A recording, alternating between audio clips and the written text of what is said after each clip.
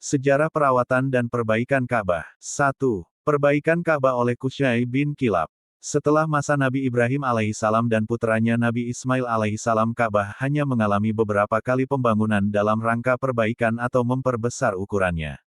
Dari Az-Zubair bin Bakar dinyatakan bahwa orang pertama yang merenovasi Ka'bah dari Quraisy adalah Qusay bin Kilab.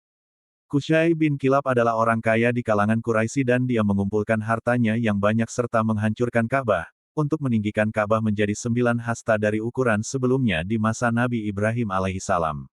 Qusay bin Kilab juga memberikan atap Ka'bah dari pelepah kurma serta kayu pohon ad-dum, sehingga Qusay bin Kilab adalah orang pertama yang memberikan atap Ka'bah.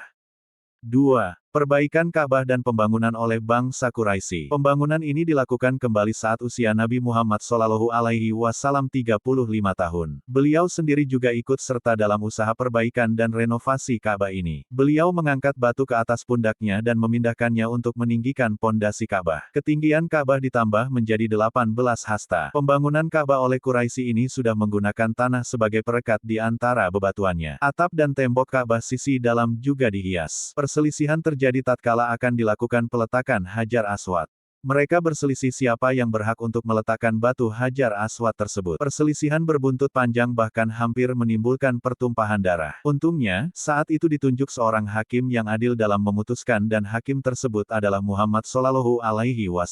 Beliau memberi solusi agar Hajar Aswad diletakkan di atas kain dan setiap kabilah Quraisy memegang ujung kain tersebut untuk meletakkan Hajar Aswad. 3. Perbaikan Ka'bah dan pembangunan oleh Abdullah bin Az-Zubair. Abdullah bin Az-Zubair melakukan perbaikan Ka'bah dengan cara memugarnya sesuai dengan yang sudah dibangun oleh Nabi Ibrahim alaihissalam.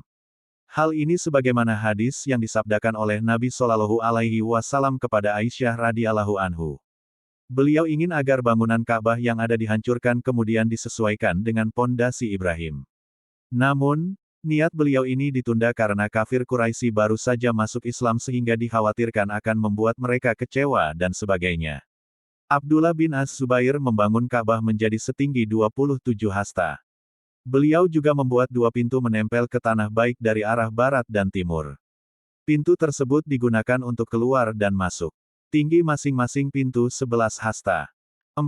Pembangunan Ka'bah perintah Khalifah Abdul Malik bin Marwan Umawi.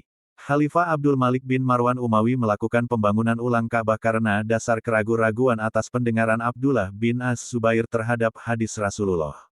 Namun, setelah mendapat penjelasan dari Al-Harits bin Abdullah bin Abi Rabi'ah, sang khalifah pun menyesal karena sudah terlanjur menghancurkan Ka'bah. 5. Pemugaran Ka'bah atas perintah Sultan Murad keempat. Sultan Murad keempat melakukan pemugaran Ka'bah karena adanya hujan deras yang terjadi di tahun 1039 H di kota Mekah serta sekitarnya. Hujan deras ini belum pernah terjadi sebelum masanya dan menyebabkan air masuk sampai ke Masjidil Haram sampai ketinggian 2 meter. Setelah hujan deras tersebut, pada asyar esok harinya, banyak bagian bangunan Ka'bah yang roboh seperti sebagian atap sejajar tembok utara roboh, 2 sisi tembok sisi utara Ka'bah juga runtuh. Hal tersebut membuat Sultan Murad keempat memerintahkan pemugaran Ka'bah.